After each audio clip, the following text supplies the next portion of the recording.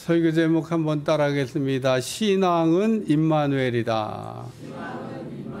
네, 한 번 더 따라. 신앙은 임마누엘이다.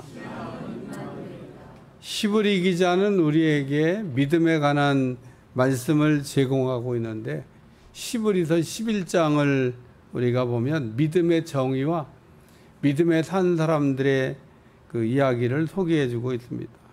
그리고 히브리서 12장에 보면 우리가 신앙생활을 어떻게 해야 될 건지에 대해서 말씀하면서 신앙은 경주와 같다는 비유로 말씀을 했습니다.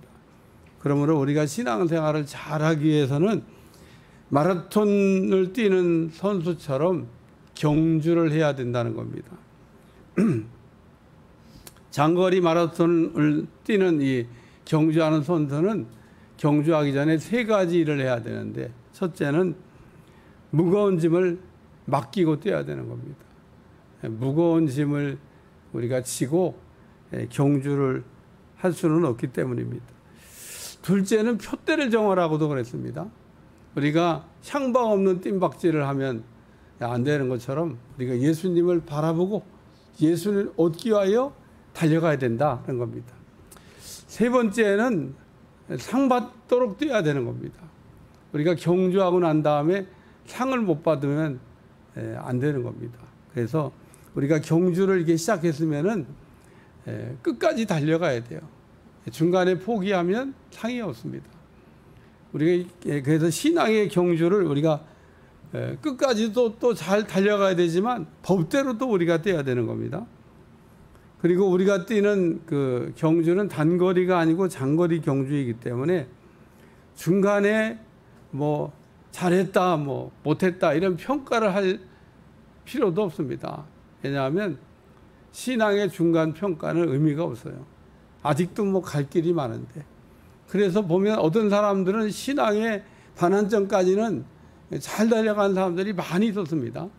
근데 이 신앙의 반환점을 돌고 난 다음부터 넘어지거나 낙심해가지고 경주를 이제 포기한 사람들도 많이 있습니다. 따라서 오늘 우리는 그 신앙생활을 할 때 신앙의 경주를 완주하셔야 돼요. 어떤 사람 보면 이렇게 좀 저렇게 경주해가지고 어떻게 완주하겠나. 그런데 나중에 보면 이렇게 조금씩 계속 달려서 결승점을 들어가는 그런 사람도 있습니다. 그러면 우리가 신앙의 경주는 꾸준히 인내로 포기하지 않고 달려가야 된다고 하는 말씀인데, 신앙의 경주를 잘하기 위해서는 훈련을 받으셔야 됩니다.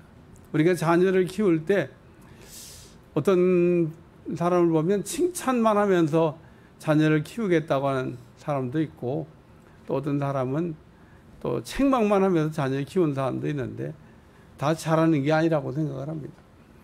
자녀를 계속 칭찬만 하고 이렇게 키우게 되면 세상 나가서 어려운 일을 만났을 때 어려움을 극복할 수 있는 능력이 없어요. 그 다음에 반대로 책망만 받고 자란 자녀는 어떤 일을 할 때 매사에 자신감이 없습니다. 잘해낼 거에 대한 두려움이 항상 있어요. 근데 우리가 자녀를 잘 키우는 방법은 잘했을 때는 잘했다고 칭찬을 해줘야 되고, 못했을 때는 책망과 체벌이 필요한 거다, 그런 얘기입니다. 나무가 이렇게 막 자랄 때 격가지가 자라는 거를 막 우리가 잘라주잖아요. 그건 좋은 제목을 만들기 위한 과정이라는 거예요. 그렇기 때문에 오늘 우리가 그 자녀를 책망하는 거는 제목으로 만들기 위한 필수한 과정이라는 겁니다. 성경을 보면 하나님도 우리가 잘못했을 때 책망을 하십니다. 하나님은 뭐 사랑이 많으시고 온유하시고 인자하시고 뭐 성품이 좋으신 분이니까 책망 안 하시는 줄 아는데, 하나님도 우리를 필요할 때 우리를 이렇게 바르게 자라게 하기 위해서 책망을 하십니다. 히브리서 12장 5절과 6절, 또 아들들에게 권하는 것 같이 너에게 권면하신 말씀도 잊었도다 일렀으되 내 아들아 주의 징계하심을 경히 여기지 말며 그에게 꾸지람 받을 때 낙심하지 말라. 주께서 그 사랑하는 자를 징계하시고 그가 받아들이는 아들마다 채찍질하심이라 하였다. 히브리 기자는 말하기를 징계가 없으면 사생자요 친아들이 아니라고 말씀하고 있습니다. 우리가 자녀를 키우다 보면 친아들도 있고 양자도 있는데, 친아들은 때릴 수가 있는데 양자는 때릴 수가 없다고 얘기합니다. 왜냐하면 친아들은 이렇게 때리면은 엄마 치마폭을 붙잡고 도망갈 줄도 모르고 막 뺑뺑뺑뺑 돌고 그럽니다. 근데 양아들은 때리잖아요. 그냥 집을 나가버려. 그래서 진짜 자기 아들은 때리면서 교육이 가능한데 양자는 못 때린다. 그런 얘기가 있습니다. 히브리 12장 8절, 징계는 다 받는 것이거늘 너희 없으면 사생자요 친아들이 아니니라. 하나님은 우리를 이렇게 부르셨는데 온전하기 때문에 부른 게 아닙니다. 하나님은 온전하지 않은 우리를 부르셔서 온전하게 만들어 가지고 쓰신다는 거 잊어버리지 않길 주여 축원합니다. 근데 어떤 사람은 하나님이 이렇게 부르셔 가지고 온전하게 만들어가는 그 과정을 거부하는 사람이 있어요. 언제 온전해지려고 그래요? 하나님이 나를 막 깎고 다듬을 때 그걸 따라가면서 잘 다듬어져야 되는 겁니다. 하나님은 이스라엘 백성들을 애굽에서 불러서 광야를 지나가지고 가나안 땅을 들어가게 하셨는데, 이스라엘 백성들이 나온 그 애굽을 세상이라고 얘기하고, 그리고 광야를 훈련받는 교회라고 얘기하고, 이스라엘 백성들이 들어갔던 가나안을 천국이라고 얘기합니다. 우리는 이 광야를 지날 때 훈련받는 걸 이렇게 잘하셔야 됩니다. 그래야 우리가 신앙의 경주를 잘할 수가 있다 그런 얘기입니다. 그 광야에서 우리는 죄와 싸워야 되고, 마귀하고 싸워야 되고, 자기하고 싸워야 돼요. 우리가 싸워야 될 게 세 가지가 있습니다. 첫째는 죄, 둘째는 마귀, 셋째는 자기 자신. 세 가지와 싸워야 돼. 우리가 신앙의 경주를 하다가 포기하는 사람들을 보면 이 싸움에서 승리하지 못하는 거예요. 죄와 싸움, 마귀와 싸움, 자기와 싸움에서 승리하지 못한 사람이 경주를 포기하는 겁니다. 우리는 죄하고 싸울 때 피 흘리기까지 싸워야 된다는 말씀을 하고 있어요. 그게 무슨 얘기냐? 죄와 싸울 때 이겨야 된다는 거예요. 우리는 마귀하고 싸울 때도, 그리고 나하고 싸울 때도 이기는 자가 되시길 주여 축원합니다. 우리가 신앙의 경주를 하고 상을 받으려면, 그리고 예수님과 함께 경주해야 된다는 거예요. 예수님이 이 땅에 임마누엘 하시려고 오셨습니다. 우리하고 함께 하시려고 오셨다는 겁니다. 우리나라에 손기정이라고 하는 그 마라톤 선수가 있었는데, 참 어려운 시대에 그 세계 올림픽 대회에 나가가지고 마라톤에 우승을 했어요. 근데 이 손기정 선수가 마라톤을 할 때 유명한 일화가 있습니다. 그 어떤 선수가 옆에서 손기정 선수한테 얘기하는 거예요. 슬로우, 천천히 뛰라는 거예요.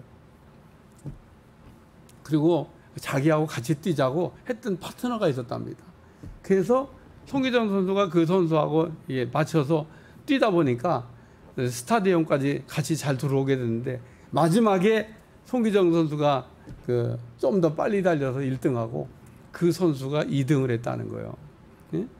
같이 뛰자고 이렇게 해서 잘 경주를 마친 거죠. 그래요. 오늘 우리가 신앙의 경주를 할 때는 이렇게 같이 뛰어줄 수 있는 파트너가 필요한데, 오늘 우리와 함께 뛰어주는 분이 바로 예수님이시라는 거 잊어버리지 않길 주여 축원합니다. 우리가 막 경주할 때 항상 내 곁에서 함께 뛰고 있는 분이 있는데, 그분이 바로 예수님이시라는 거예요. 그래서 이 시간에는 우리가 신앙의 경주와 같다는 말씀의 결론과도 같은 신앙은 임마누엘이다.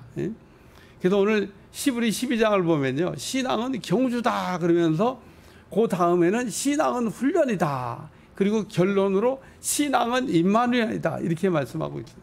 그래서 오늘 그 결론적인 신앙은 임마누엘이다 말씀을 생각하면서 은혜를 나누요.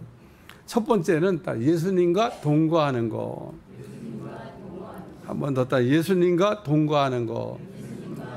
히브리서 12장 2절, 그러므로 피곤한 손. 우리는 예수님처럼 전능한 손을 가지고 있는 게 아니라 그 피곤한 손을 가지고 있습니다. 따라서 우리는 손을 들어야 될 때 계속해서 손을 들고 있을 수 없는 피곤한 손을 가지고 있어요. 잘 이해가 안 되거든. 집에 가서 손을 이렇게 조금 들지 말고 높이 들고 그냥 계속 있어봐요.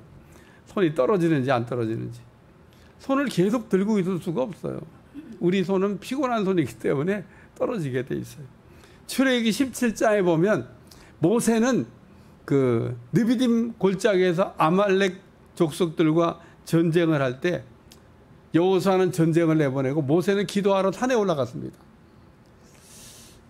조금 너무한 것 같아요. 그죠? 누구는 산에 기도하러 가고 누구는 전쟁하러 나가라고. 근데 이 모세가 산에 올라가서 손을 높이 들고, 응? 여러분 하나님 앞에서 손을 이렇게 높이 들면서 우리가 기도할 때가 있는데 이거 왜 손을 이렇게 높이 드냐 하면 따라하세요. 하나님 내 손 좀 잡아주세요.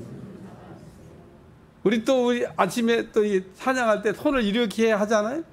예, 이땐 이렇게 안 해. 이렇게 하지. 이것도 뭐 하는 거예요? 이거는 주시옵소서. 여기다 이제 달라고 할 때 이렇게 하는 거예요. 이거는 붙잡아 달라고 할 때 드는 거예요. 이렇게 내 손을 붙잡아. 모세가 그 하나님께 손을 붙잡아 달라고 손을 높이 들었는데 모세가 손을 들고 있는데 점점 떨어집니다. 근데 이 아론과 훌이 옆에서 보니까 아이 모세의 손이 떨어지면 여호수아가 지고 손이 올라가면 여호수아가 이기는 거예요. 그러니까 전쟁의 승패가 여호수아가 무슨 전쟁 잘해가지고 이겼다 졌다 하는 게 아니라 모세의 손에 의해 가지고 전쟁의 승패가 있는 걸 알고 아론과 훌이 얼른 돌을 가져다가 모세를 거기다 앉히고 양쪽에서 손을 꽉 붙잡아줬더니 그 여호수아가 아말렉을 쳐서 그날 승리했다. 할렐루야. 아론과 훌이 손을 안 붙잡아줬으면 뭐 전쟁에 못 이기는 거죠. 뭐. 그래서 오늘 이스라엘이 이게 모세의 손이 올라감으로 전쟁에 이길 수가 있었는데 아니 모세같이 은혜도 많이 받고 능력도 많은 분이 손을 들었으면 그거를 이길 때까지 못 들고 그 말에 손을 그냥 자꾸 떨어뜨리고 그런 얘기하는 분이 있어요. 근데 뭐 사실 모세가 우리처럼 피곤한 손을 가지고 있기 때문에 떨어질 수밖에 없지. 저도 이렇게 손을 담임 목사인 저도 이렇게 손을 높이 들었다가 들고 있으면 점점 떨어져요. 이게 점점 떨어져. 여러분은 그럼 손 들고 있으면 안 떨어질 것 같아요? 여러분들 손 높이 들고 있어 봐요. 여러분들 다 떨어집니다. 그러니까 오늘 우리는 이렇게 손이 이렇게 들고 있으면 손이 닿고 떨어지는데 우리의 피곤한 손을 아론과 훌이 붙잡아 준 것처럼 우리 손을 붙잡아 주시는 분이 예수님인 거 믿으시길 위해 축원합니다. 신앙이 뭐냐? 신앙은 예수님과 동거하는 거. 예수님의 손을 붙잡고 사는 게 신앙이다. 그런 얘기입니다. 우리가 예수님과 함께 동거하려면 예수님의 손을 우리가 아주 꼭 붙잡아야 될 줄로 믿습니다. 노버트 쿨만이라고 하는 사람이 쓴 예수님의 전도 계획이라는 책에 보면은 예수님의 전도를 위한 7가지 계획이 나오는데 첫 번째는 선택, 두 번째는 동거, 세 번째는 모범, 네 번째는 순종, 다섯 번째는 해야 될 일, 여섯 번째는 분여, 일곱 번째는 재생산이라는 얘기를 하고 있습니다. 근데 이 첫 번째와 두 번째가 뭐냐면 하나님이 제자들을 이렇게 부르시고 그 다음에 제자들과 동거하셨다는 거예요. 이게 예수님이 제자들을 훈련하신 방법입니다. 그리고 예수님은 제자들하고 한 번도 떨어진 적이 없습니다. 제자들 훈련을 위해서 잠깐 떨어진 적은 있어도 금방 예수님이 다시 또 이렇게 제자들과 함께 하셨어요. 그러니까 예수님은 제자들하고 늘 함께 있었습니다. 예수님 제자들을 이렇게 떨어진 적이 없으셔요. 이런 걸 우리가 뭐라 하냐면 동거라 그렇게 얘기하는 거예요.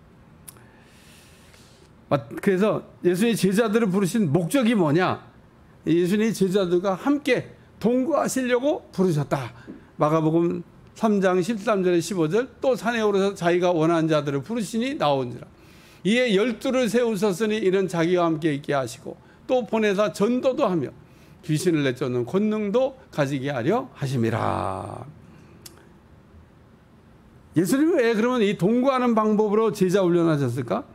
예수님이 제자들과 함께 동거하면서 제자 훈련을 하신 거는 예수님의 손을 붙잡는 법, 또 예수님에게 떨어지지 않는 법을 가르쳐 주시기 하는 것. 우리의 모든 문제가 어디에서 발생하고 있습니까? 예수님하고 떨어지는 데서 문제가 일어난다는 거예요. 우리가 예수님께 떨어지면 그걸 뭐라고 그래요? 불신자라고 얘기하는 겁니다. 우리가 예수님께 붙으면 그걸 믿는 사람이라고 그래요. 우리가 항상 우리가 신앙생활 안에서 주님과 동거하는 사람처럼 주님의 손을 붙들고 가시기를 주여 축원합니다. 성경에 보면 두 아들의 비유가 나오는데 이 두 아들 가운데 둘째 아들이 문제예요. 둘째 아들이 어느 날 아버지에 와가지고 아버지 어차피 재산 죽으시면 나눠줄 건데 미리 달라고 그럽니다. 그래서 아버지가 죽지도 않았는데 유산 상속을 미리 해달라고 그래가지고 아버지가 안 된다고 그랬겠죠. 그러지 말라고 그러고 좋은 말로 타이르기도 하고 정신 차리라고 그러고. 근데 뭐 둘째 아들이 뭐 아버지한테 와가지고 그래도 어쨌든 좌우간 뭐 유산을 미리 달라고. 아버지가 할 수 없이 그 둘째 아들한테 죽고 난 다음에 줄 유산을 미리 줬는데 이 아들이 그 재산을 받아가고 먼 타고 가서 열심히 잘 살았으면 좋을 텐데 허랑방탕하다가 전 재산 다 잃어버리고 또 하필이면 그 나라의 흉년이 와가지고 먹고 살기 어려우니까 이방인의 집에 들어가 돼지치는 일을 했는데 돼지가 먹는 쥐염 열매로도 허기진 배를 채울 수가 없었다. 그때서야 이제 아버지 생각이 나는 겁니다. 아버지 집에는 품꾼도 줄이지를 않는데 나는 여기서 굶어 죽겠다 이렇게 생각을 하고 아버지에게로 돌아갈 생각을 합니다. 그리고 아버지께 돌아와가지고 이렇게 얘기합니다. 아버지 나는 이제 아들도 아니고 품꾼이라고 이제 받아주시면 좋겠습니다. 그때 아버지가 품꾼이 웬 말이냐? 너는 내 아들이다. 그러면서 옷을 갈아입히시고 가락지를 끼워주시고 신발을 신겨주시고 언제 아멘할 건가 살찐 송아지를 잡아가지고 우리 주님이 이렇게 아들을 잘 이렇게 그 잔치를 배설해 줬다.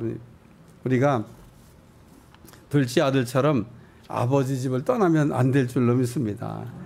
둘째 아들처럼 아버지 집 떠나면 잘 될 줄 알지만 현실은 그렇지 않다는 거예요. 느헤미야서를 여러분들 읽어보시면 느헤미야가 그 성벽 재건을 위해서 내려왔는데 얼마나 어렵든지 느헤미야가 하나님 앞에 이렇게 기도해요. 따라하세요. 내 손을 힘있게 하시고. 그러니까 느헤미야 손이 피곤한 손이어서 힘이 들었던 것 같아요. 하나님 앞에 내 손을 힘있게 하시고 그랬더니 하나님께서 느헤미야의 손을 힘있게 하셔서 성벽 재건에 승리하게 하신 줄로 믿습니다. 성경을 읽다가 남이 이렇게 그 기도를 잘하고 은혜 받은 걸 보면요. 따라하면 은혜가 돼. 따라하면. 오늘도 이렇게 그냥 아주 그냥 꼭꼭 씹어서 입에다 넣어주듯이 가르쳐줘도 집에 가서 안 하는 분들은 뭐 답이 없는 거예요. 그 느헤미야 기도를 보고 오랄 로버츠라는 목사님이 그 이게 폐결핵으로 죽어가고 있었대. 그때는 폐결핵 약이 없었어요. 그러니까 이 폐결핵에 걸리면 다 죽어. 약이 없으니까. 약이 없는 시대에 뭐 죽는 것밖에 더 답이 있어요. 그래가지고 이 오랄 로버츠 목사님 집이 그래도 믿음의 가정이니까 뭐 여러 사람들이 와서 기도도 해주고 갔는데 별 효과가 없어. 그러니까 이 오랄 로버츠가 어느 날 그 기도했어.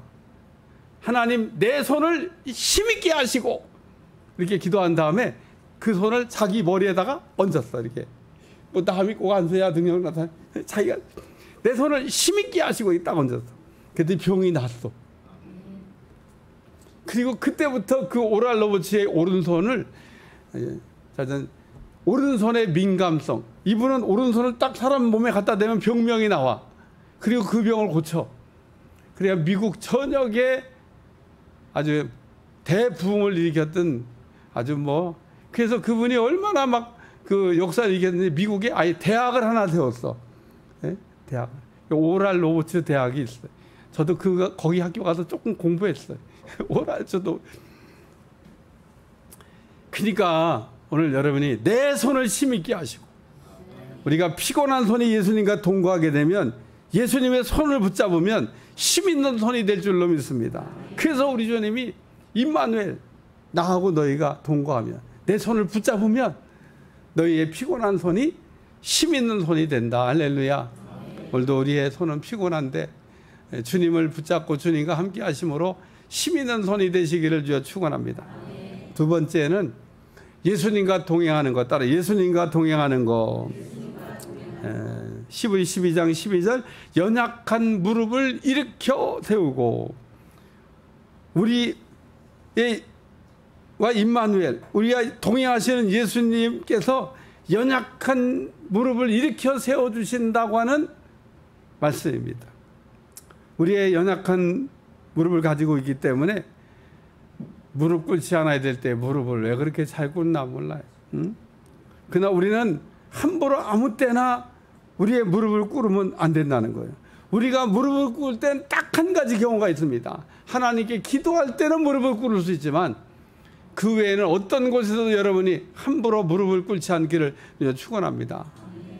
여러분 이번 명절 전에도 무릎 안 꿇고 왔죠? 예, 무릎 꿇으면 안 되는 거예요. 절대 꿇으면 안 되는 거예요. 하나님 무릎을 꿇지 말라고 지금 얘기하고 있는 겁니다. 명절 전에 했어야 되는데. 근데 이스라엘 백성들은요 우상 앞에 무릎을 꿇었습니다. 출애굽기 20장 4절에 5절 너를 위하여 새긴 우상을 만들지 말고 또 위로 하늘에 있는 것이나 아래 땅에 있는 것이나 땅의 아래 물속에 있는 것에 어떤 형상도 만들지 말 그것들에게 절하지 말며 그것들을 섬기지 말라. 하나님은 이스라엘 백성들에게 십계명을 주시면서 우상에게 절을 하면 안 된다고 우상에게 무릎을 꿇으면 안 된다고 말씀을 하신 겁니다. 근데 이스라엘 백성들은 신의 산에서 금송아지 우상 만들어 놓고 무릎을 꿇고 또 북이스라엘의 초대왕 여로보암은 아예 금송아지 둘을 만들어 가지고 하나는 베델에다가 하나는 단에다 세워놓고 이스라엘 백성들로 하여금 그 우상 앞에 무릎을 꿇게 했다는 겁니다. 철기도 마음대로 바꾸고 제사장도 마음대로 세우고 그래서 우상 앞에 무릎을 꿇게 했는데 저는 성경을 읽을 때마다 도대체 이해가 안 되는 게 어떻게 북이스라엘의 사람들은 다 미쳤는지 한 사람도 제정신이 있는 사람이 없는지 여로보암 왕이 그렇게 금송아지 우상 만들고 무릎을 꿇으라고 하면 안 된다고 막 이렇게 막 안 됩니다 막 그래야 되잖아요. 그런 사람이 없어. 그런 인간이 없습니다. 그러니까 북이스라엘은 그냥 망하는 거죠. 그러니까 오늘 우리는 무릎을 꿇지 말아야 될 때 함부로 무릎을 꿇으면 우리에게 재앙이 온다는 거 잊어버리지 않길 주여 축원합니다. 근데 오늘날 이거는 우리가 살고 있는 사람들 가운데도 뭐 얼마나 많은 사람들이 우상 앞에 무릎을 꿇고 있는지 몰라요. 우리가 무릎을 꿇는 거는 우리의 무릎이 연약하기 때문에 그렇습니다. 우리의 무릎은 얼마나 연약한지 아세요? 사람이 뒤에서 이렇게 서 있는 사람 와갖고 무릎인데 툭 쳐봐. 그럼 그냥 툭 주저앉습니다.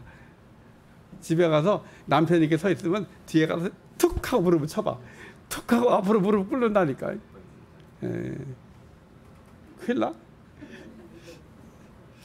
그러니까 이게 우리 무릎이 견고하지가 않습니다. 우리는 무릎이 연약하기 때문에 우상에 무릎을 꿇기가 쉽다는 겁니다. 그러나 우리 예수님께서 우리의 연약한 무릎을 일으켜 세워주시고 예수님과 동행할 수 있도록 도와주시는 줄로 믿습니다.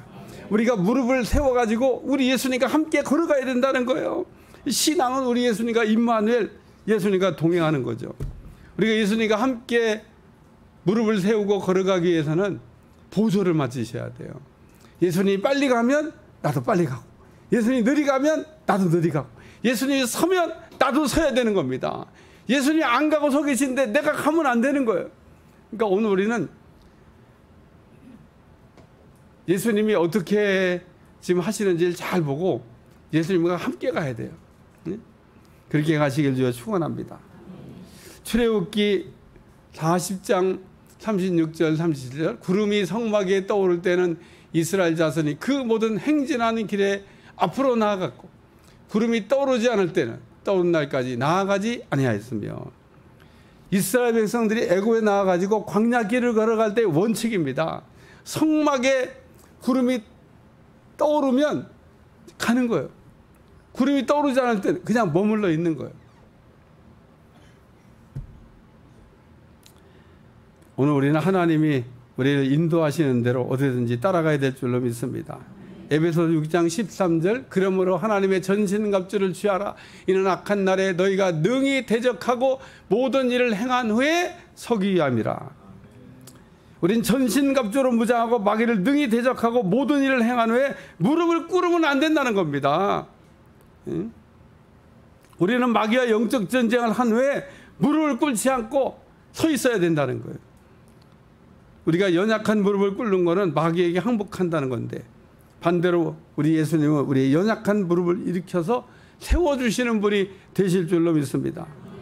창세기 28장에 야곱은 베델에서 꿈에 하나님을 만나게 되는데, 이때 하나님께서 야곱에게 말씀하기를 내가 너와 함께 있어 내가 어디로 간지 너를 지키며 너를 이끌어 이 땅으로 돌아오게 하고 또 내가 내게 허락하는 걸 다 이루기까지 너를 떠나지 아니하리라 라고 약속하십니다. 야곱이 나와 동행하면 형통하게 하신다고 하는 약속을 지금 주신 겁니다. 요셉도 연약한 무릎을 일으켜 세워가지고 하나님과 동행하는 삶을 살았던 사람인데, 우리가 하나님과 이렇게 동행하는 그 영적 삶을 살게 되면 얻는 영적 유익이 뭐냐? 창세기 39장 2, 3절 말씀, 여호와께서 요셉과 함께 하심으로 그가 형통한 자가 되어 그의 주인 애굽 사람의 집에 있으니 그 주인이 여호와께서 그와 함께 하심을 보며 또 여호와께서 그의 범사에 형통케 하심을 보았더라. 이처럼 예수는 우리의 연약한 무릎을 일으켜 세워서 동행도 해주시고, 또 우리가 예수님과 함께 동행하면서 야곱과 요셉같이 형통한 삶을 살아가게 하실 줄로 믿습니다. 세 번째는 따라서 예수님과 함께하는 것. 예수님과 함께하는 것. 12장 13절 너희 발을 위하여 곧은 길을 만들어 저는 다리로 하여금 어그러지지 않고 고침을 받게 하라. 우리가 예수님과 함께 바른 길을 가야 된다고 하는 말씀을 하고 있는 겁니다. 우리가 예수님과 임마누엘 한다고 하는 얘기는 예수님과 같은 바른 길을 걸어가야 된다는 거예요. 그래야 우리의 저는 다리가 뒤틀리지 아니하고 고침을 받게 된다는 뜻입니다. 우리가 가는 길이 평탄하지 않으면 똑바로 걸을 수도 없고 또 저는 다리를 고칠 수도 없다고 하는 말씀입니다. 우리가 똑바로 걷는 방법이 무엇입니까? 그건 우리가 예수님이 하시려고 하는 일을 우리가 함께 하는 거라는 겁니다. 예수님 우리를 위하여 십자가를 지었지만은 그렇다고 우리가 뭐 예수님 같은 십자가를 질 수 있는 건 아닙니다. 왜냐하면 예수님은 죄가 없으시기 때문에 우리 죄를 대속하는 십자가를 지었지만은 오늘 우리는 우리 죄 때문에 죽어야 될 죄인이라서 우리는 예수님 같은 십자가를 질 수는 없지만은, 근데 오늘 우리 모두에게 예수님께서 우리에게 맡겨주신 일들이 있다는 겁니다. 주님이 하시려고 하는 그 어떤 일을 우리도 같이 있게 하는 것, 그게 임마누엘이라는 겁니다. 오늘 우리 이 땅에서 평생 갚아도 갚을 수 없는 은혜를 받았기 때문에 우리 주님께서 맡겨진 일을 잘 감당하며 사는, 그게 똑바로 사는 길이라는 거예요. 여러분 똑바로 걸어갈 수 있는 여러분들이 되시기를 주여 축원합니다. 마태복음 25장 달란트의 비유에 보면 그 달란트를 받지 않은 사람은 없다고 하는 걸 우리에게 가르쳐주고 있습니다. 다 달란트를 받았어요. 근데 달란트를 받은 사람 가운데 어떤 사람은 그 달란트를 가지고 즉시 나가서 장사를 해서 더 달란트를 남기고, 어떤 사람은 땅을 파고 묻어뒀는데, 달란트의 비유에서 주인은 맡겨두셨다 그랬지 주셨다는 말씀을 쓰고 있지 않습니다. 그러니까 하나님이 우리에게 사명을 이렇게 맡겨두셨는데 우리에게 맡겨진 사명을 잘 감당하는 여러분들이 되시기를 주여 축원합니다. 왜냐하면 우리가 해야 될 일은 반드시 결산할 날이 온다는 거예요. 우리가 주님 앞에 결산할 때 잘했으면 잘했다고 착하다고 칭찬받게 될 것이고, 우리가 땅속에 묻은 사람처럼 묻어두고 있다가 주님 앞에 서게 되면 악하고 게으른 종이라고 책망을 받게 된다는 겁니다. 그러므로 우리가 받은 달란트를 가지고 즉시 나가서 우리가 주님의 일을 감당하는 것, 이게 예수님이 하시려고 하는 일에 우리가 함께하는 거라는 겁니다. 이것이 또 우리가 똑바로 사는 길이라는 것. 그리고 우리가 이렇게 우리가 살게 될 때 우리의 저는 다리가 고침받고 똑바로 걸어가게 될 은혜가 임하게 될 줄로 믿습니다. 베드로가 어느 날 예수님께 맡겨주신 십자가를 버리고 도망치는 곳으로 예수님이 다시 들어가는 것을 보게 됩니다. 베드로가 물어봐요. 주님 어디로 가시나이까? 예? 주님이 베드로한테 네가 버리고 도망가는 십자가를 내가 지려고 다시 들어간다. 베드로가 그때 그런 환상을 보고 깨달으면서 다시 들어가서 그 십자가를 지고 감당했다는 겁니다. 오늘 우리가 때때로 우리가 해야 될 일 앞에서 어떤 사람은 도망치고 어떤 사람은 배교하고 어떤 사람은 끝까지 그걸 잘 감당한 사람이 있는데, 여러분 주님이 하시려고 하는 일에 나도 함께 하는 거, 그게 우리가 똑바로 걸어가는 길이라는 거예요.